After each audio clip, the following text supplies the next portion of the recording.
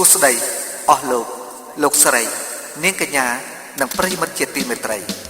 ដើម្បីទុកជាចំណងដៃចំណៃអារម្មណ៍ជូនដល់ប្រិយមិត្តអ្នកស្ដាប់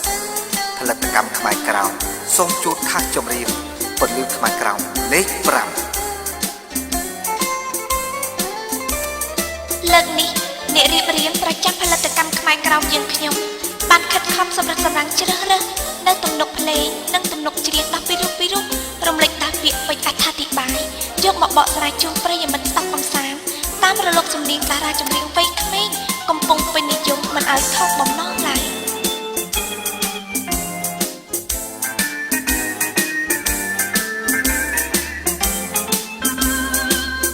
ពិភពលោកយើងនេះមានភាពទូលំទូលាយណាស់សម្រាប់ជាសាសដតីដែលមានសិទ្ធិគ្រប់គ្រងទឹកដីកំណើតរបស់ខ្លួនចំណែកខ្មែរក្រោមវិញហាក់ដូចជាពិភពលោកនេះចុកអៀតចង្អុលខ្លាំងណាស់រកតែរើខ្លួនក៏មិនរួចផងដោយគំនាបពីយួនចិត្តលុបលុនបានដាក់នឹមអានិគមមកលើខ្មែរក្រោមដែលជាម្ចាស់ទឹកដីសប្តាហ៍ថ្ងៃនេះខ្មែរក្រោមមានភ័ព្វវាសនាល្អដោយមានសហព័ន្ធខ្មែរកម្ពុជាក្រោមជាដុំពន្លឺដ៏ភ្លឺត្រចះត្រចង់ជាពន្លឺអមតៈមានអង្គការ UNPO អង្គការ UN និងអង្គការនានាជុំវិញពិភពលោកជួយជាកម្លាំងប្រៀបដូចជាព្រេងដ៏ស័ក្តិសិទ្ធិដែលអង្គការនានានោះបានបង្ហូរចូលទៅក្នុងបំពង់ពន្លឺខ្មែរក្រៅឲ្យមានពន្លឺដល់ខ្មែរក្រៅរកផ្លូវចេញផុតពីគំនាបអាណានិគមយួនរហូតដល់ត្រាយសន្តិភាពយ៉ាងឆាប់ជាមិនខាន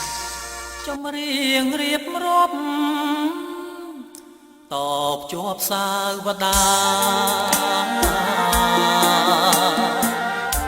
បំរងឯកសារស្ដារប្រវត្តិពិតខ្មែរកម្ពុជាក្ររួបរួមគំនិតប្រមូលញាតិមិត្តបង្កើតចលនា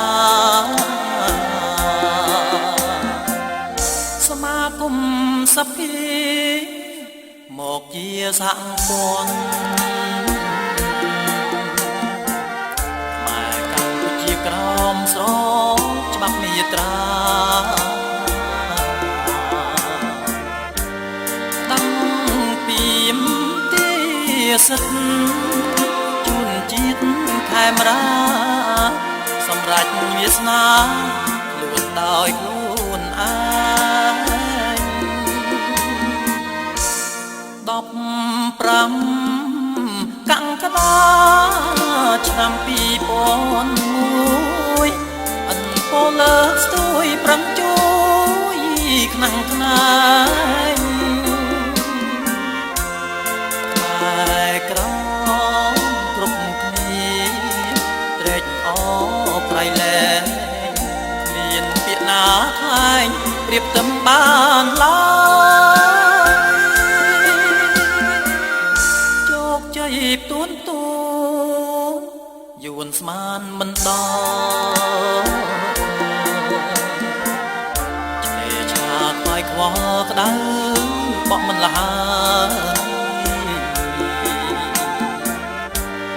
ទូកងខ្មែរក្រជាប់លេខមួយហើយមិនធម្មតាឡើយណាអន្តរជាតិ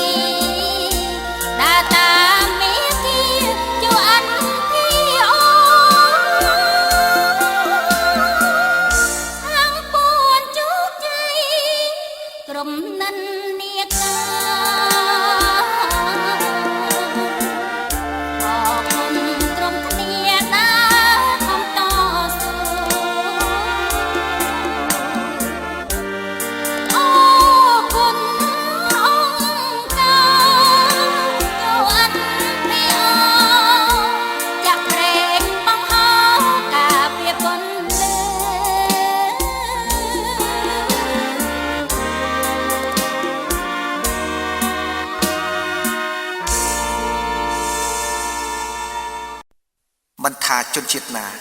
ឬជនជាតិណាទេឲ្យតែចេះរួបរวมសាមគ្គីគ្នាគ្មានអ្វីអាចយកជ័យជំនះបានងាយៗនោះទេពាក្យចាស់លោកពោលថា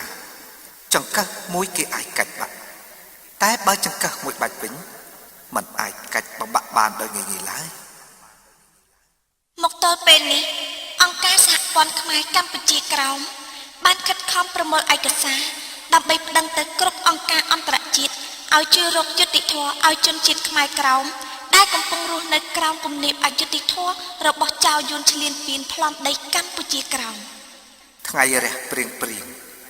ឯភ្លៀងក៏ចិត្តរាំងហើយដែរនាវាចម្បាំងរបស់សហព័ន្ធកំពុងតែលូនសន្សំទៅកាន់ត្រៃសន្តិភាពហើយបងប្អូនអើយនាំគ្នាក្រោកឡើងជួយជំរុញនាវាសហព័ន្ធឲ្យបានទាន់សភាពការមិនថាអ្នកស្រែអ្នកចំការឬនិស្សិតបញ្ញវន្តទេ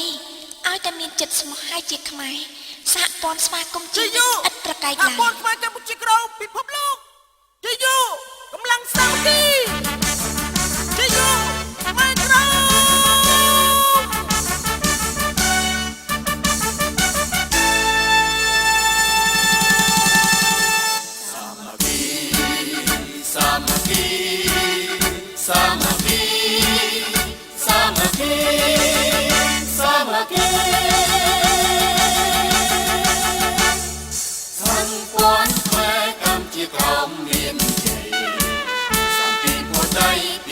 សិទ្ធិជនជាតិខ្មែរស្មាបំរាជាតិស្មោះញាតហើយនឹងសាសនា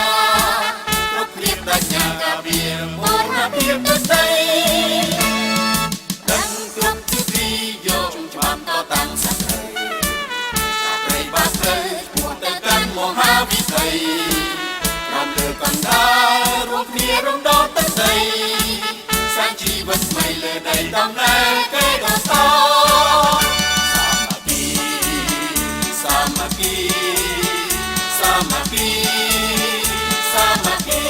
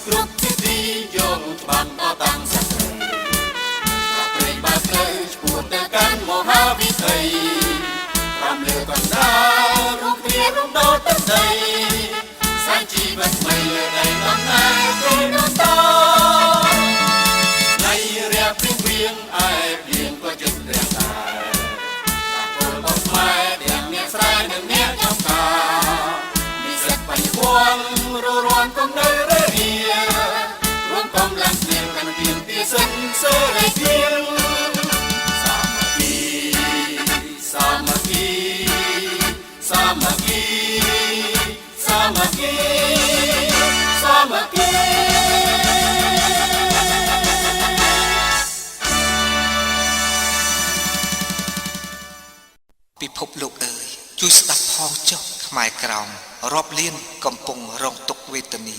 រស់ក្រោមគំនាបរបបកុម្មុយនីសចោលព្រៃបិសាចយួនយ៉ាងសែនឈឺចាប់ខ្លោចសារជាទីបំផុតវាសនាខ្មែរក្រោម ប្រៀបដូចជាកូនរលកដ៏តូចមួយត្រីជំនោរសមុទ្របោកបក់យ៉ាងខ្លាំងស្ទើរផុតរលត់ម្ដងទៅហើយទោះបីខ្យល់ព្យុះភ្លៀងផ្គរយ៉ាងណាក៏ដោយតែកូនរលកតូចមួយនេះនៅតែខំត្រដោះតស៊ូប្រឈមនឹងរលកធំដែលកំពុងតែសប្បាយលើគំនោរទឹកភ្នែករបស់ខ្មែរក្រៅដែលជាកូនរលកដ៏តូចកំសត់នេះ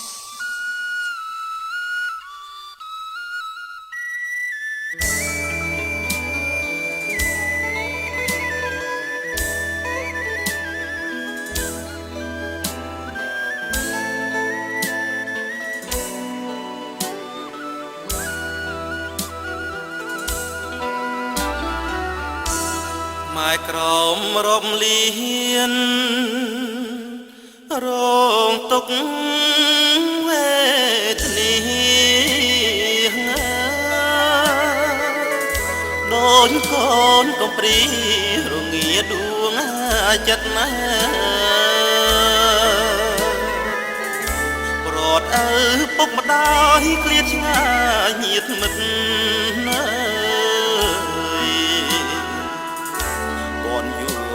ក្រិតដេញតាមប្រហា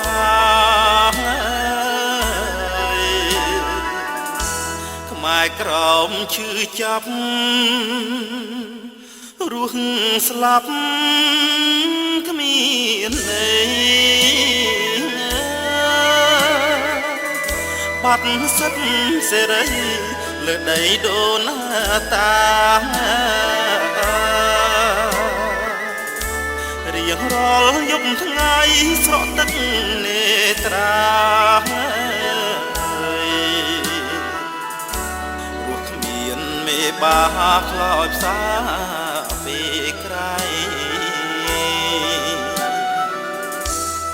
រលោកវាសនាចន្ទាចំបាយកនដោយកនតែថ្លែងប្រាប់លោកីវាយោបងបោកប្រឡងទុកភ័យម៉ែក្រមប្រុងស្រីហាស្ដីមិនបានជីវិតខ្មែរក្រហមរស់យ៉ាងអាភពរួមក្រោមរបបគុំនាងសាមានវប្បធម៌ជាតិសាសន៍ថ្លៃថ្លាកើនកាមត្រូវយួនតាមដានបំផ្លាញស្ទើរអស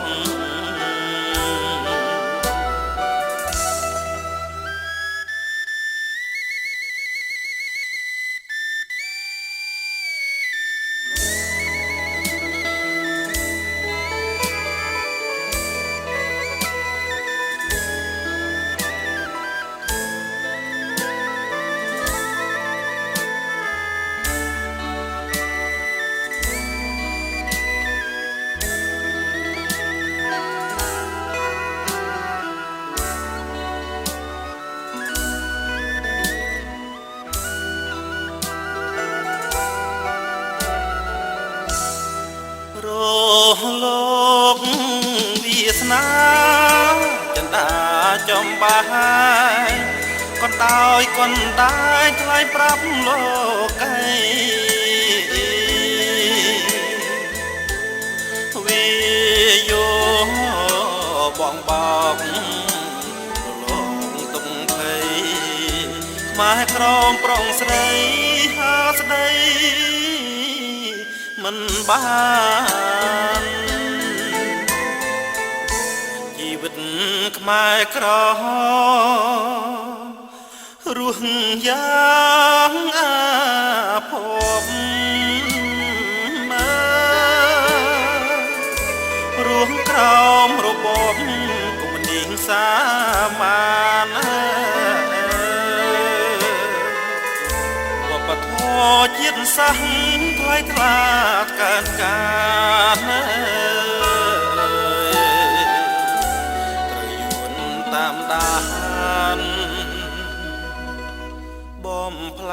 ញ់ស្ទើអង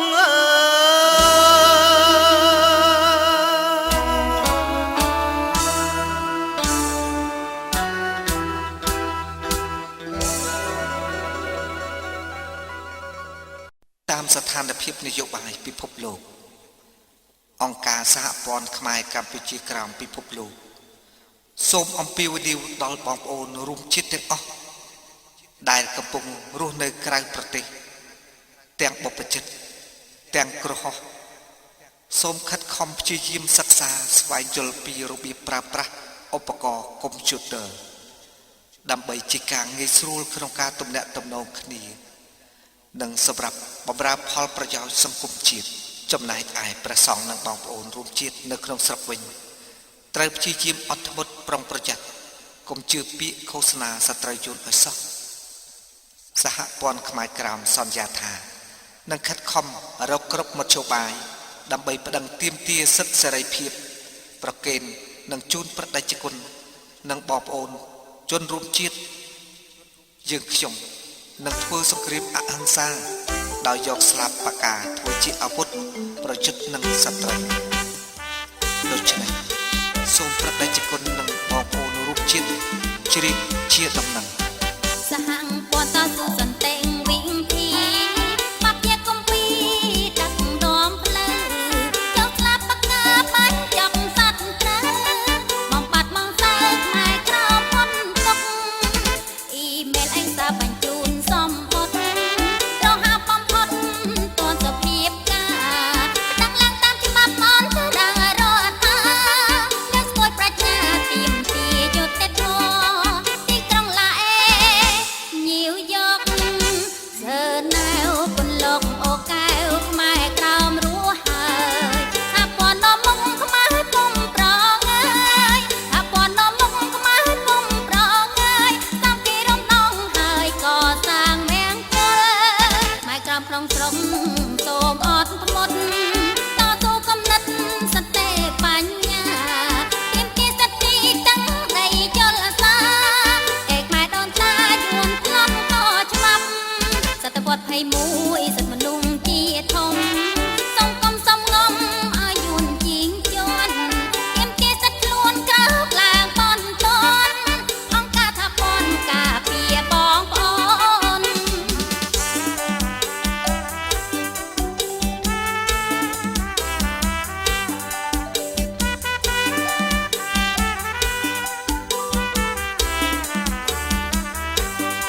ទីក្រុងឡាអេញៀវយកសើណែវពន្លកអូកែវខ្មែរក្រោមរស់ហើយថាពណ៌នំមុខខ្មែរពុំប្រងើយថាពណ៌នំមុខខ្មែរពុំប្រងើយសាមគ្គីរំដងហើយក៏សាងមង្គលខ្មែរក្រោមក្នុងស្រុកសូមអន់ធ្មត់តស៊ូគំនិតសតិបញ្ញាទាមទារសិទ្ធិទាំងដីយល់សាតែខ្មែរដូនតាយួនថ្លង់ក៏ច្បាប់សតវត្ស21សិទ្ធិមនុស្សជាធំសង្គមសំងំឲ្យយួនជីងជន់ទាមទារសិទ្ធិខ្លួនក្រោកឡើងបន់តនអង្គការថាពន្ធការពារបងប្អូន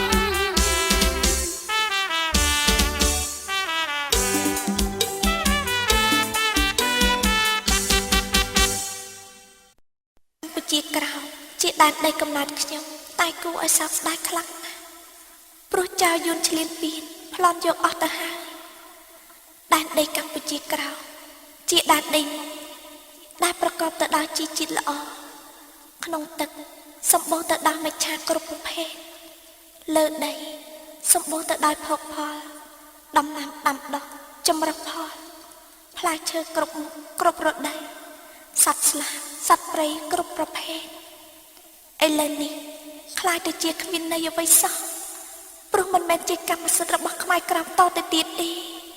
មិនត្រឹមតែប៉ុណ្ណោះយួនបានបដូរឈ្មោះក្រោមខេត្តកោះរបស់ខ្មែរក្រោមតែជាយួនអស់រលីងទៅហើយខ្ញុំសូមបួងសួងសូមឲ្យវត្ថុស័ក្តិសិទ្ធិក្នុងលោកព្រមទាំងប្រលឹងអ្នកស្នេហាជាតិគ្រប់ចំនួនដែលបានបូជាជីវិតដោយបុព្វហេតុជាតិនៅព្រះពុទ្ធសាសនា សូមមេត្តាជួយខ្មែរក្រៅឲ្យឆ្លងផុតពីគ្រោះចង្រៃពីកណ្ដាប់ដៃចៅយួនអត់ដេរថៃនេះផងចុះ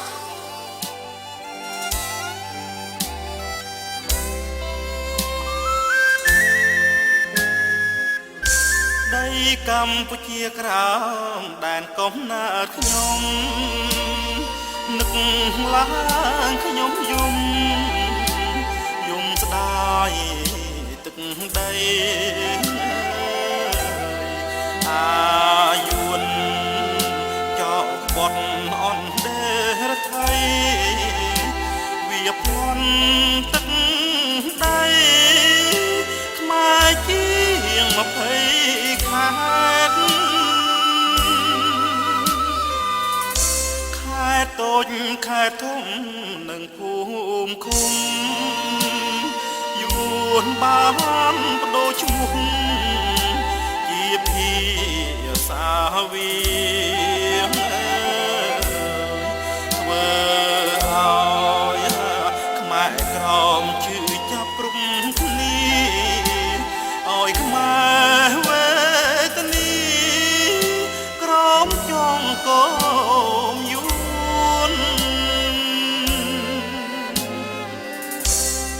ដីកម្ពុជាក្រោមសម្បូរខលឡាទាំងប្រាំងវស្សាពុំដែលមានខ្វះក្រមទឹកលើដីសម្បូរខ្លាំងណាស់គុតគង់ប្រជារាស្ត្ររៀងរាល់រស់ទៅ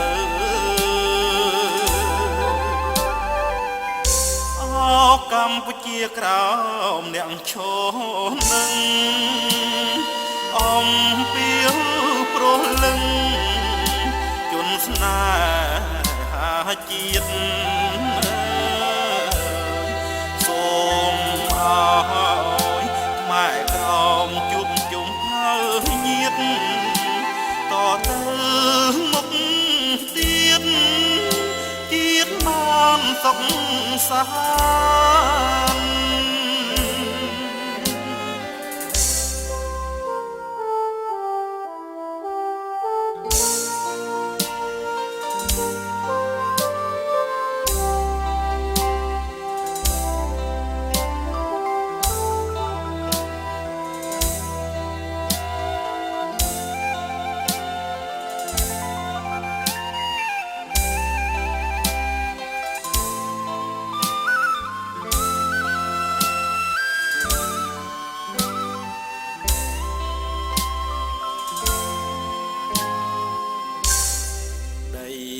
កម្ពុជាក្រោមសម្បូរផលឡាទាំងប្រាំងវស្សាពុំដែលមានខ្វះក្រោមទឹកលើដីសម្បូរខ្លាំងណាស់ពុតគង់ប្រជារាស្ត្ររៀងរាល់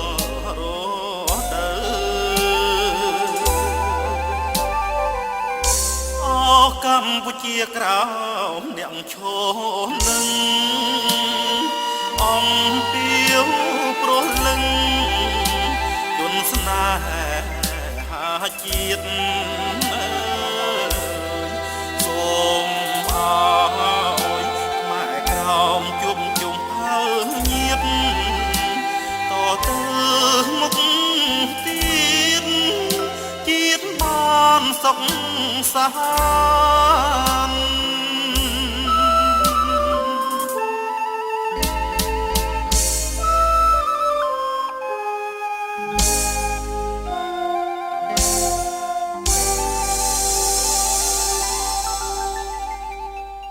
អូនសម្លាញ់ជាត្រូវការបងហើយបងជាកូនប្រុសដើមទ្រូង5ហាត់បងមិនអាចទ្រាំឈរអោបដៃមើលពួកយួនសម្លាប់ខ្មែរតាមអំពើចិត្តបែបនេះតទៅទៀតបានទេបងសម្រេចចិត្តថាស្អែកនេះបងលេអូនចូលទៅបម្រើកងទ័ពជាតិហើយសូមអូនទៅផ្ទះថែរក្សាខ្លួនផង ចាំស្រុកសានត្រាបងនឹងបានវិលមករកអូនវិញតែបើបាត់បងជួបានសេចក្តីថាបងស្លាប់ហើយ បិទថោដីសម្លាញ់សូមបងកុំបោលពាក្យបាត់បងត្រូវដីនោះមិនអាចស្លាប់បានទេអូនសូមជួយបងសូមឲ្យបងមានជ័យជំនះគ្រប់សមរភូមិជាតិអូននៅរងចាំបងចាំរហូតដល់បងត្រឡប់មករកអូនវិញ មាសបងណានៅឲ្យស្បាយកុំបីទុកថា បងប្រុងប្រៀបរៀបចំទៅណា ជាតិថែមរាត្រូវការបងហើយអូននៅផ្ទះបនស្រន់ព្រះកុំបីកនតាយ អូនធ្វើតាមអត់ប្រកែកឡើយម្ចាំងស្នេហ៍អើយសូមមានជោគជ័យ បងជាខ្មែរក្រម អូនខកខ្មែរក្រោម ត្រូវចូលរួមការពារទាមទារសេរីភាព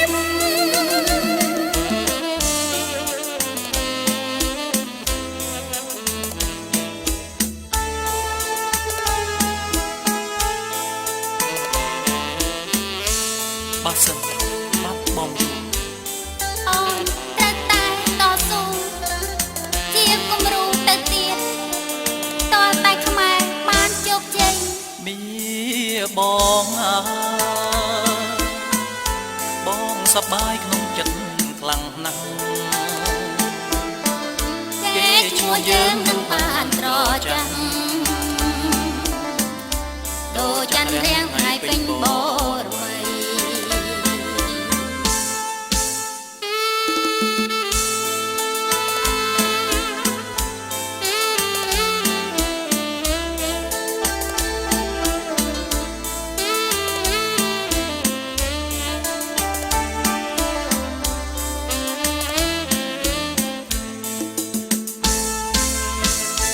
បងជាខ្មែ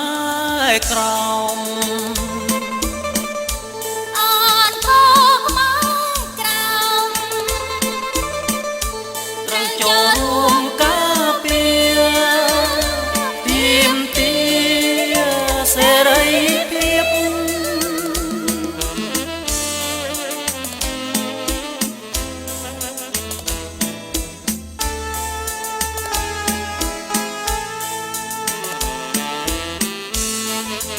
បើសិនបាត់បងយូរ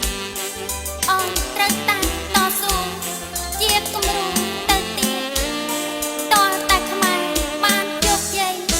មានបងអើយបងសប្បាយក្នុងចិត្តខ្លាំងណាស់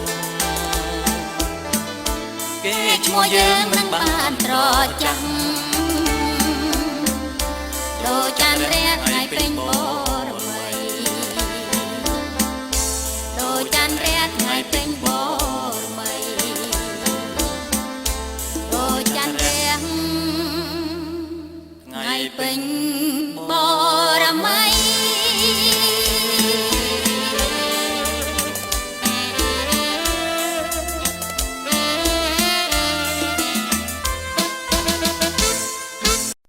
ថាមហាសមុទ្រចុះធំហើយជ្រៅតែទុកខ្មែរក្រោមមានទំហំធំធេងហើយជ្រៅជាងមហាសមុទ្រទៅទៀតយួនប្លន់ដីខ្មែរសម្រាប់ខ្មែរបំបិតសិទ្ធិសេរីភាពខ្មែរកាប់ដុតអាកខ្មែរក្រោមតាមតែទំនឹងចិត្តហេតុអ្វីបានជាពិភពលោកនេះពោពេញទៅដោយភាពអយុត្តិធម៌គ្រប់ទីកន្លែងបែបនេះតើថ្ងៃណាទេទើបពិភពលោកជួយរកយុត្តិធម៌ជូនខ្មែរក្រោមហេតុនេះបានជាពិភពលោកប្រងើយកន្តើយទៅខ្មែរក្រោមខ្លាំងម្ល៉េះអយុត្តិធម៌ណាស់ មើលផ្ទៃសមុទ្រសែនស្លុតសងវែកបក់បោកកាត្រែរលោកក្រំក្រែងស្រយុទ្ធ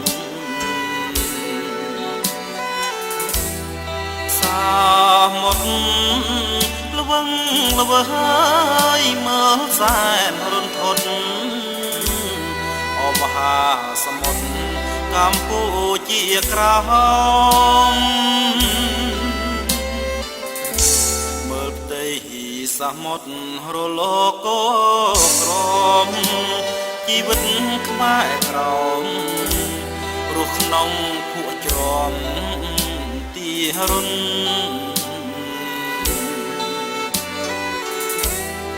ខ្មែរក្រមរាប់លានរងរុនដៅកម្ម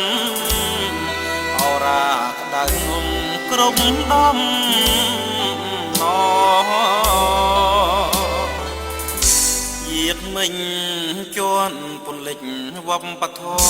ម៌យាតកងប្លន់យកអរិយធម៌ជន់ឆ្លៀយាតណាមបំផ្លាញពុទ្ធសាសនាប្រពៃណីឲ្យខ្មែរវងវែវូវីលែងស្គាល់ជាតិ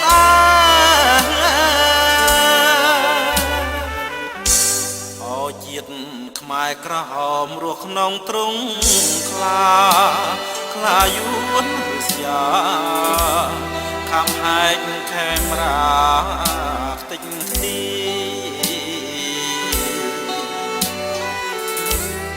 ខ្មែរក្រហមរាប់លានស្លាប់បងជីវីនេះឬប្រពៃណីដូនតាខ្មែរក្រហមសក្ការៈអតីតអ្នកសាហាវណាស់ហេតុអ្វីបដូរឡើងកែប្រែខ្មែរជាស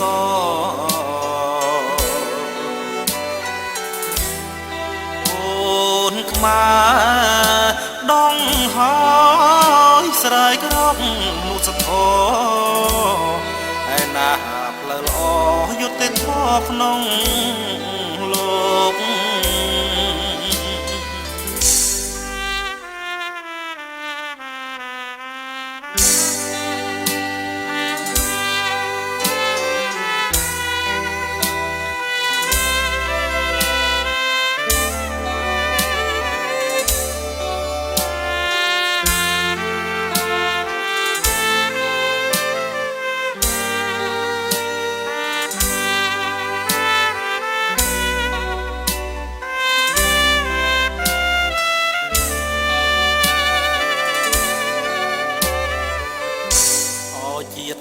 ខ្មែរក្រហមរស់ក្នុងទ្រង់ខ្លាយួនស្យាខំហែកខេមរាខ្ទេចទីខ្មែរក្រហមរាប់លានស្លាប់បងជីវីនេះឬប្រពៃណីដូនតាខ្មែរក្រហមសក្ការៈអតីតអ្នកសាហាវណាស់ហេតុអ្វីបដូរឡើងកែប្រែខ្មែរជាស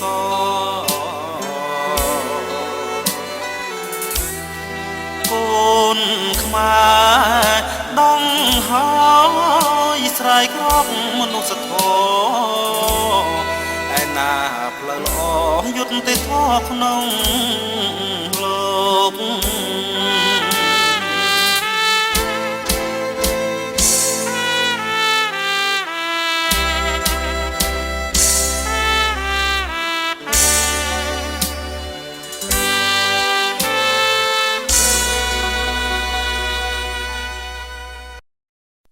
អូនជានារីខ្មែរក្រៅ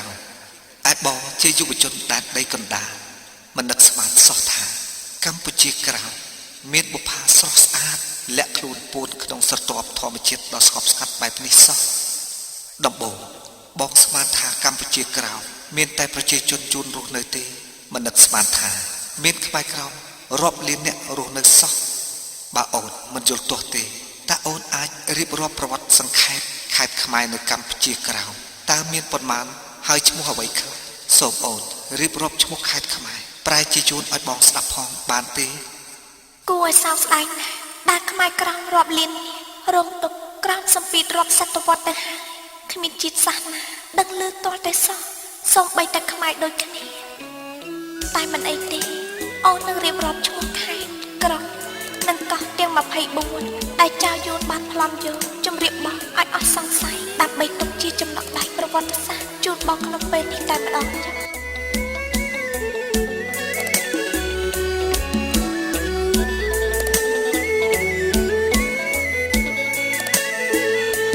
ស្រស់តងបងប្រាប់បងផងបានទេថាកម្ពុជាក្រោមមានខេត្តប៉ុន្មានមានឈ្មោះអ្វីខ្លាំងណាកាយកលយាអាចប្រាប់បានប្រាប់ឈ្មោះខ្មែរប្រែយួនផង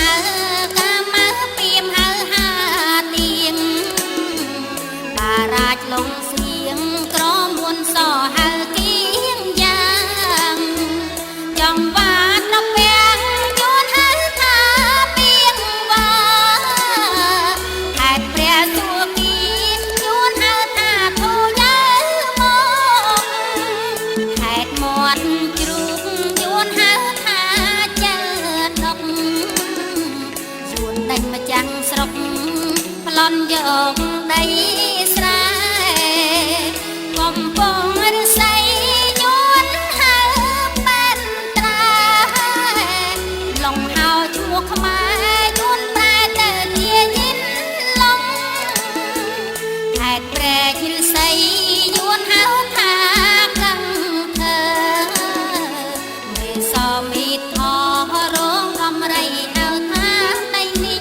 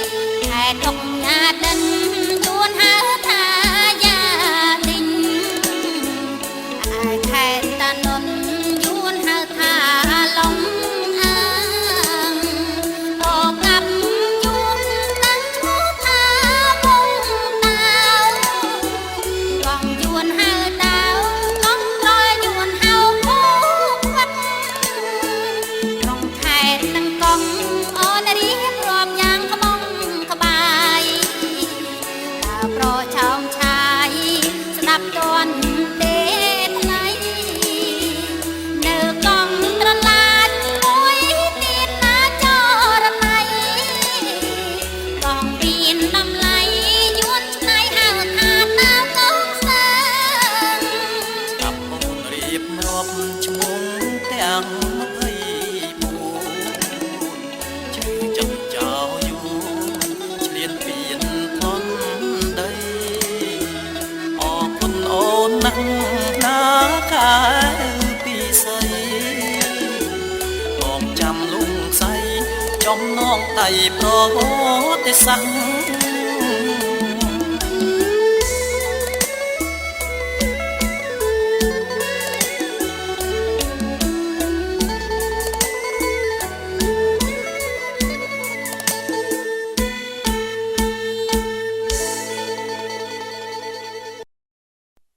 តើមានសាសនាដែលមិនចេះស្រឡាញ់ដែលដីកំណើតរបស់ខ្លួននោះតើមានសាសនាដែលថាមិនចេះឈឺចាប់កាលបើឮថាទឹកដីដ៏សែនស្រឡាញ់របស់ខ្លួនធ្លាក់ក្នុងកណ្ដាប់ដៃសាសឯទៀតដោយគ្មានហេតុផលបែបនេះខ្មែរក្រោមឈឺចាប់ខ្លោចផ្សាយំស្ដាយដីគេដូនតាមានទំហំ 68,600 គីឡូម៉ែត្រក្រឡាស្ដាយព្រៃព្រឹក្សាស្ដាយទីក្រុងនានាស្ដាយខេត្តទាំង21និងកោះ2នៃប្រវត្តិសាស្ត្រអ្វីត្បិតពេលនេះខ្មែរក្រោមក្លាយជាជនជាតិភាគតិចនៅលើដែនដីខ្លួនក៏ពិតមែនតែខ្មែរក្រោមនៅតែតស៊ូរក្សាសម្បត្តិវប្បធម៌ជាតិមិនឲ្យសាបសូន្យឡើយសំរងធម្មជាតិព្រៃព្រឹងសាស្រុកស្រែចំការមហាភុងផលសមុទ្រគង្គាមញ្ឆាកងត្រល់ខ្មែរក្រមកងវល់សោកស្ដាយព្រំគ្នាមាតុភូមិដូនតាមានខេត្ត21យួនជាចោឈ្មួញឆ្លៀនពៀនចងពីទីក្រុងប្រវត្តិសោភីបងត្រឡាញរងាចំបែកខ្លោចផ្សាដី68600 ពិតបារាំងទុច្ចរិតចិត្តខ្មៅរឹងស្យាហ៊ានលួចស៊ីញេប្រកល់ជាតិខេមរាឲ្យយួនត្រួតត្រាលើខ្មែរម្ចាំងដីថ្ងៃ4មិថុនា49បាវដាយរកគួនខ្មែររាប់លៀនភ័យក្រោមនឹមដែកបាត់សិទ្ធសេរីយោយួនព្រៃផ្សាយប្រឡាយជាតិខ្មែរ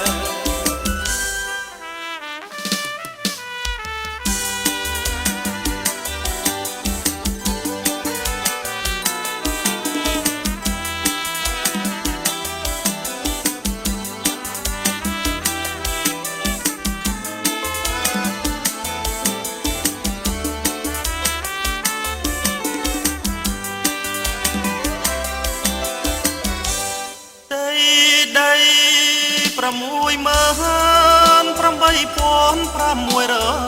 ពិតបារាំងទុច្ចរិតចិត្តខ្មៅរឹងស្យាហ៊ានលួចស៊ីញេប្រកល់ជាតិខេមរាឲ្យយួនត្រួតត្រាលើខ្មែរម្ចាំងដីថ្ងៃ4មិថុនា49បាវដាយរកគួនខ្មែររាប់លៀនភ័យរូបក្រោមនឹមដែកបាត់សិទ្ធសេរីយោយួនព្រៃផ្សាយប្រឡាយជាតិខ្មែរ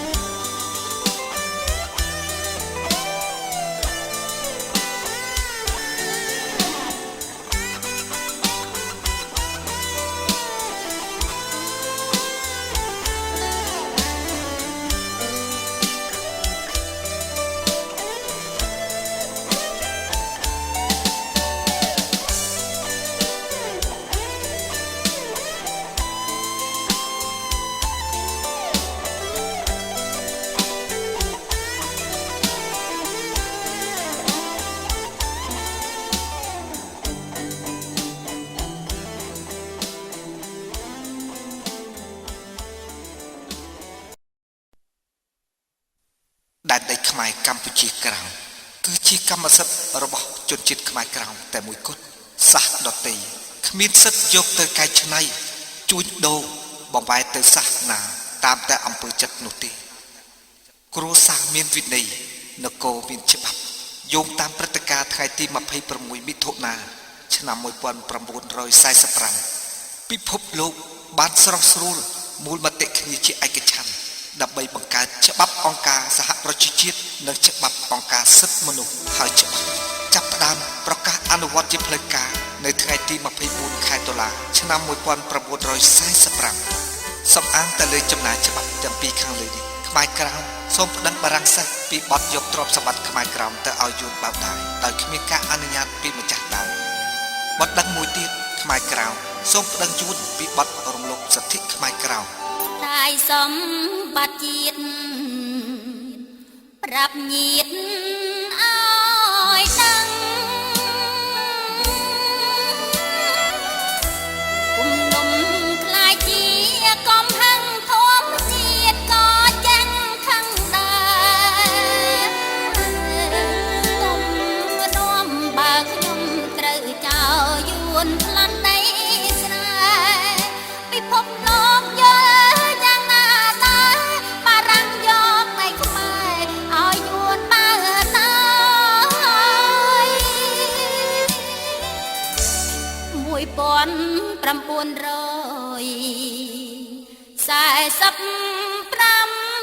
1949នៃខ្មែរធ្លាក់ក្នុងដៃយួននៅថ្ងៃ4មីថងណាចោយួនត្រេកអរខ្មែរក្រោមឈើចាប់ផ្លោផ្សាសត្រូវប្លន់ដីននតាតាមមានសាសនាមិនឈឺមិនស្ដាយម៉ែអើយក្រោកឡើងជូទឹកនេត្រារួមកំឡាំងគ្នាកុំនៅខ្វល់ខ្វាយដឹងសាំងបារាំងសងភាពអន្តរាយប្តឹងយួនបាវដាយឡើងណោឡាកា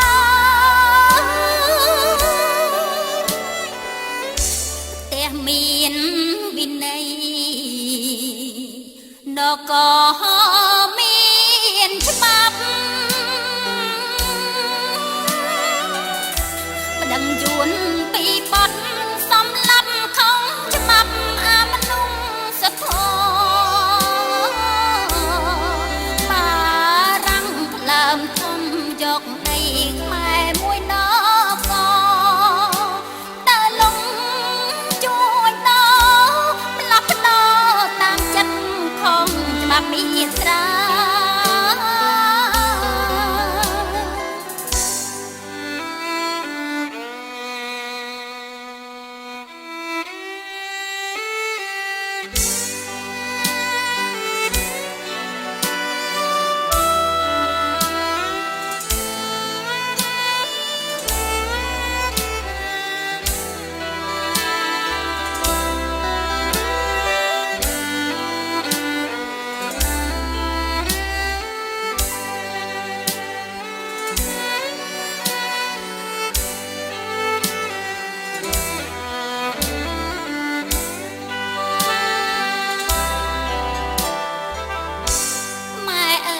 ក្រោកឡើងជូទឹកនេត្រារួមកំឡាំងគ្នាកុំនៅខ្វល់ខ្វាយប្តឹងសាំងបារាំងសងភាពអន្តរាយប្តឹងយួនបាវដាយឡើងតឡា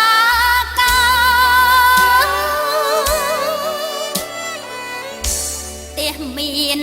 វិន័យនគរមានច្បាប់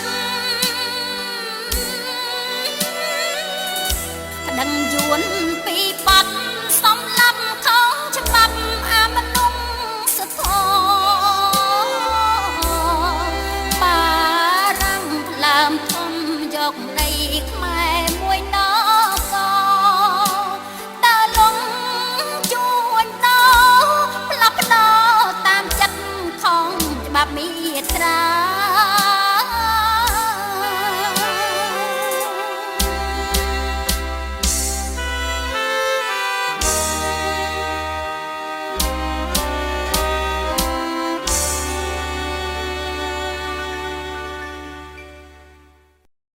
តែអំរែកសោកនេតកម្មរបស់ដូនតាខ្មែរក្រោម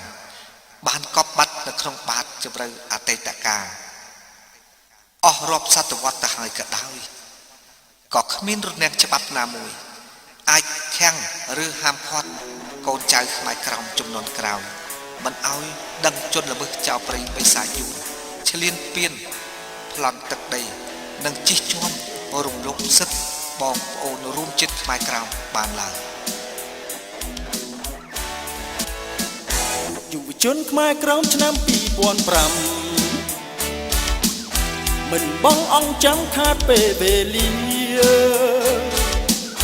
ជាយាមសិក្សាគ្រប់មុខវិជ្ជារួមកម្លាំងគ្នាស្ដារជាតិឲ្យល្បីយើងយុវជនអ្នកស្នេហាជាតិយប់ថ្ងៃប្រឹងឆ្លៀតទាំងប្រុសទាំងស្រី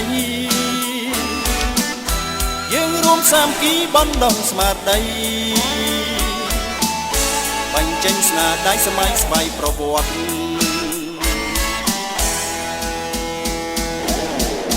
យើងជាទំពាំងស្នូរិស័យប្រាជ្ញាវៀងវៃអង្គអាចមួមុនស្ម័គ្របំរើជាតិដោយចិត្តបរិសុទ្ធស្មោះត្រង់បំផុតមិនលួចជាតិឡើយយើងជួយសហព័ន្ធសម្រួលឯកសារទាន់សភាពការមិននៅតោះតាយដឹងគ្រប់ទិសទីស្វែងរកចំឡើយជាតិត្រូវការហើយនៅព្រងើយដល់ណា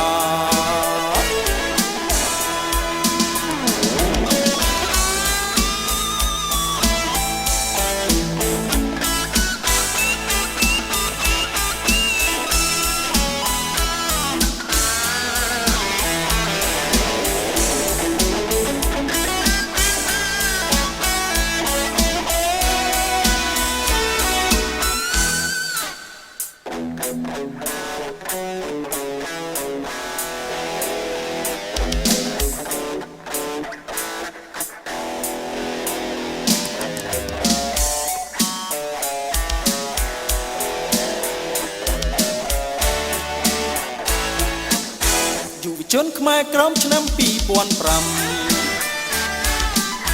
មិនបងអង្គចាំខាតពេលវេលា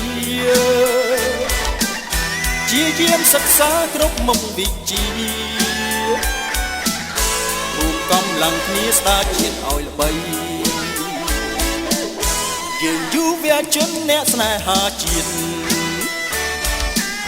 យប់ថ្ងៃប្រឹងឆ្លៀតទាំងប្រុសទាំងស្រីយើងរួមសាមគ្គីបណ្ដុះស្មារតីបញ្ចេញស្នាដៃសម័យស្វ័យប្រវត្តិ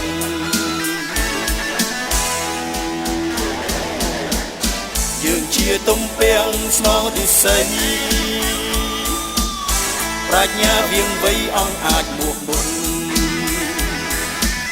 ស្ម័គ្របំរើជាតិដោយចិត្តបរិសុទ្ធស្មោះត្រង់បំផុតមិនលួចជាតិឡើយយើងជួយសហព័ន្ធសម្រួលឯកសារទាន់សភាពការមិននៅតោះតាយដឹងគ្រប់ទិសទីស្វែងរកចំឡើយ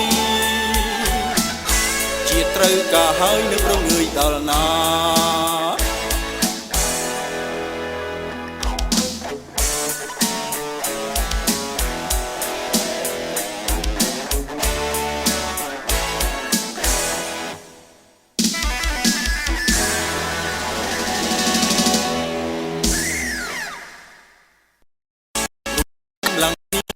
គូស្នេហ៍ចុះ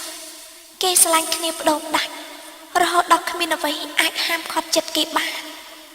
ចុះខ្ញុំវិញតើកើតជំងឺស្នេហាអីនឹងគេដែរបានជាមួយថ្ងៃដេកមិនលក់បក់មិនលះអារម្មណ៍រវើរវីនឹកអាណិតជាតិធ្លាក់ក្នុងដៃសត្រូវជួនកាលការអាណិតរបស់ខ្ញុំមានហួសព្រំដែនហួសរហូតដល់មិនអាចហាមឃាត់ចិត្តខ្លួនឯងថាឲ្យឈប់រវល់មិនបានសោះ គ្មានអ្វីអាចហាមឃាត់យើងមិនឲ្យធ្វើការបម្រើជាតិបានទេព្រោះគំនុំឈាមដូនតាធំធេងណាស់ សូម្បីតែមនុស្សជុំវិញខ្លួនធ្វើឲ្យធុញទ្រាន់ខឹងស្អប់មិនចង់ឲ្យជួបមុខទៀតអញ្ចឹងទេ រឿងបុគ្គលគឺជារឿងតូចឯរឿងជាតិគឺជារឿងធំណាស់ហើយឈប់ហាំទឹកចាត់ទុកថាធ្វើដើម្បីដូនតាយើងទៅចុះ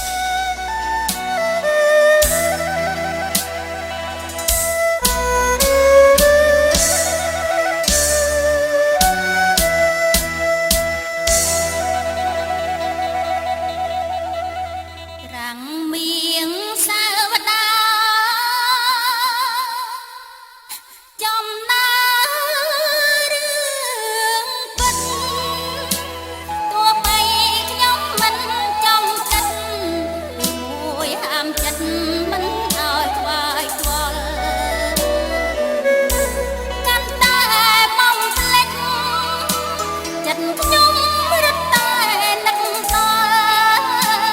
បើហាមចិត្តកុំឲ្យខ្វល់ដោយភ្លើងត្រូវខ្យល់ឆែមិនរលត់យកមករៀមដៃផ្ទន់ប្រវត្តិឯកសារអបក្លិនលោហិតដល់តាជួយជាប់នាសាចិនដារុនទុនលងលំខ្លួនឯងនឹកក្រែងតែបានសានចិត្តស្រែកបន់ដល់ព្រំលីខិតតែមិនអាណិតខ្មែរក្រមចាំដីសម្រែឈាមខ្មែរស្រែកផ្នែផ្ដាំងទៀតឲ្យធំប្រឹងតទៅទៀតតែជួយជាតិនេះរាស្មីក្លិនឈាមដូនតាស្ដាចិត្តកាំងវៃសច្ចាថ្មជាលោកស្បែកបន្តស្មារតីខ្មែរគ្រប់ដំណងសូមផ្ញើពីពេជ្រចងដៃខាមរទុំជាកំរងឯកសារបង្កប់ខ្លឹមសារជាគ្រឿងលំអផ្ញើស្នាមញញឹមជំនួសពាក្យថាជូនពរតាមសំឡេងខ្លីនិងត្រខ្មែរក្រោមត្រេកអរព្រមមានសង្ឃឹម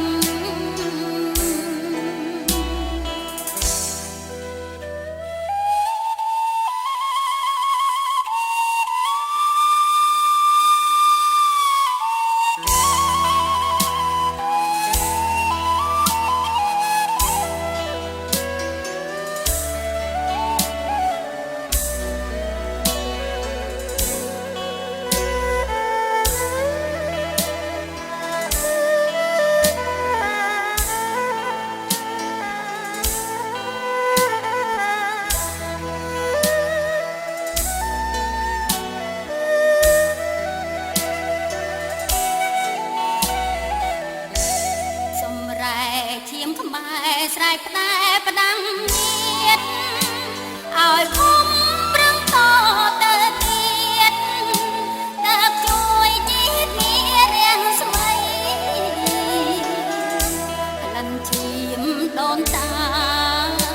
ស្ដាចិត្តកាំង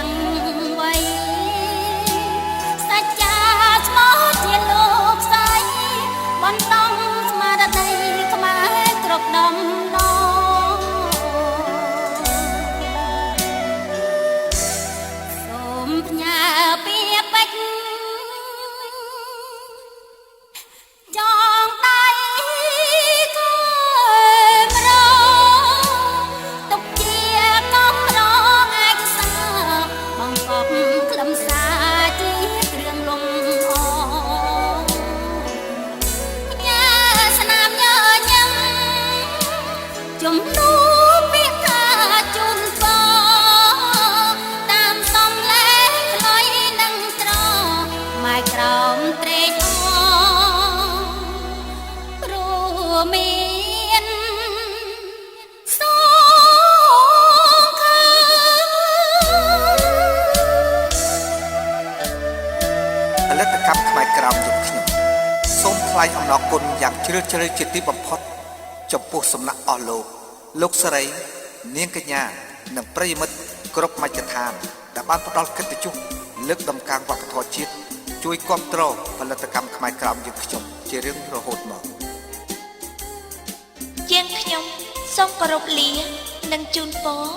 ជោគជ័យបបរសូមឲ្យអស់លោកស្រីអ្នកនាងកញ្ញានិងប្រិយមិត្តរួមលោហិតដែលនៅក្រៅប្រទេសនិងកំពុងតែរស់នៅលើមាតុភូមិដ៏សែនស្រណោះរបស់យើងសូមឲ្យបានជួបតែសុភមង្គល